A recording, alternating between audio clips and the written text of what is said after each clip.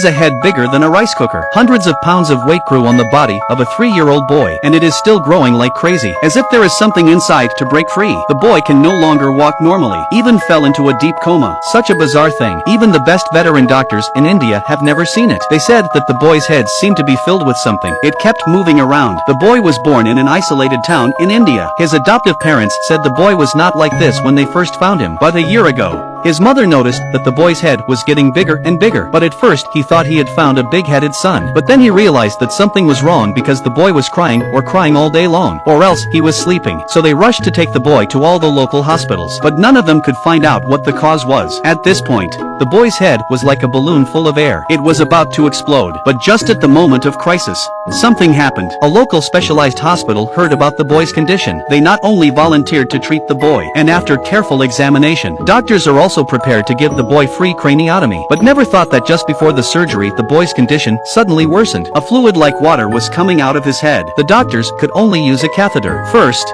all the fluid in the boy's head was released. At this point, the boy's head was like a deflated ball. At the same time, the fluid released from his head. Surprisingly, the fluid released from his head reached several dozen kilograms. Next, the doctor needed to reshape the boy's skull, and the surgery, like the one in the medical care, has only just begun. Several more will be needed in the next week. It turned out that the boy had an extremely rare form of hydrocephalus. The disease normal human brain produces a fluid called hydrocephalus. Its function is to lubricate and protect the brain. In general, hydrocephalus is normally excreted from the body, but there is a small group of people who cannot drain it normally, so the fluid will accumulate in the skull. Fortunately, the boy met a group of professional doctors. That's how he saved his life.